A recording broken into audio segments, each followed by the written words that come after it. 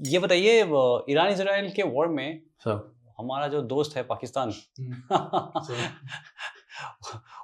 उसका what do you think उसका साथ रहा है या उसका what is the power play इनके बीच में? इस्लामिक स्टेट है सर इस्लाम के लिए जो अगर सबसे बड़ा जो खतरा है ना आज के डेट में, जो सबसे बड़ा जो धूर्त अगर कोई राष्ट्र है ना, वो है पाकिस्तान।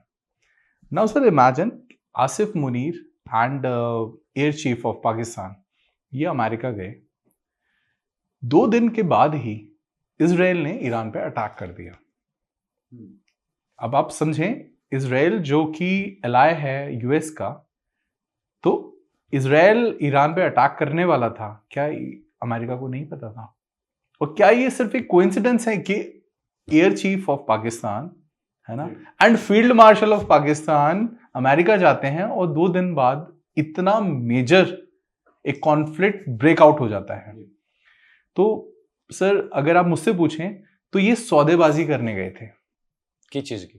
ये सौदेबाजी करने गए थे कि in case if required Pakistan का एयर स्पेस यूज करना हो, अमेरिका को, इजराइल को, उनके जो एयरफोर्स बेसिस यूज करने हो, ठीक है, उसका ये सौदा करके आए हैं।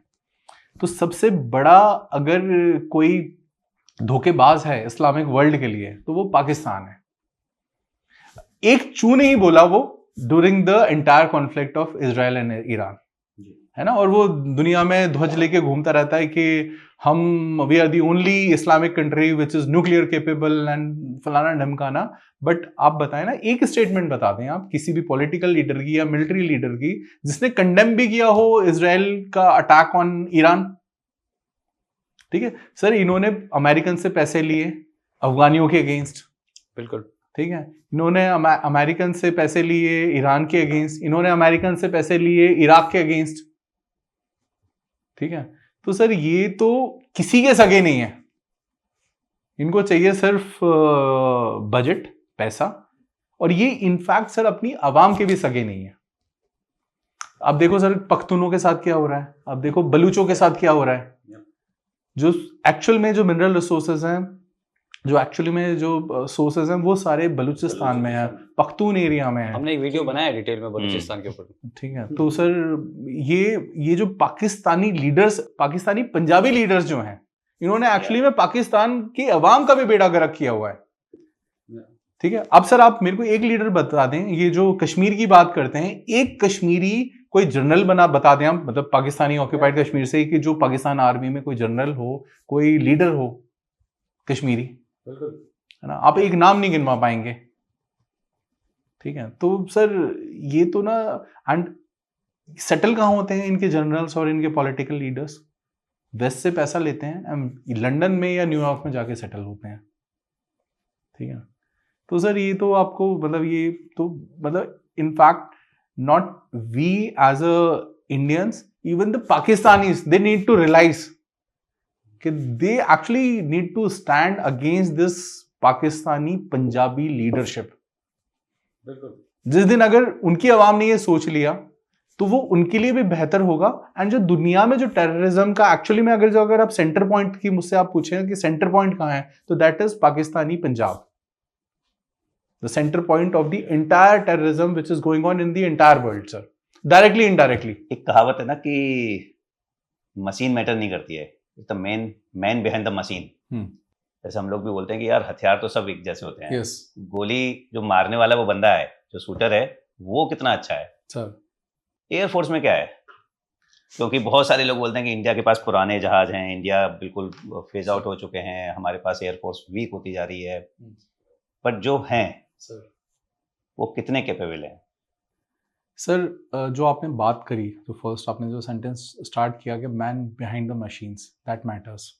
सर अगर मैं आपको एक रीसेंट एग्जांपल दूं, ऑपरेशन बालाकोट में ग्रुप कैप्टन अभिनंदन, देन विंग कमांडर अभिनंदन, कोर्समेट है मेरा। अच्छा, ओके, इट्स नाइस सर। तो उन्होंने विद MiG-21, ठीक है, उन्होंने MiG-21 से F-16 शूट डाउन कर दिया, which is a modern class of aircraft अगर हम बात करें। एंड सर ये बहुत डिबेट होता है मिग 21 के ऊपर, है ना, but this is only because of MiG 21 कि आज बांग्लादेश का जो अस्तित्व है that is only because of MiG 21। MiG 21 ही थे जिन्होंने बम्बार्डमेंट करी थी on governor house, after which the eastern Pakistan, present day Bangladesh, उनके जो गवर्नर थे डॉक्टर मलिक, ही सरेंडर्ड।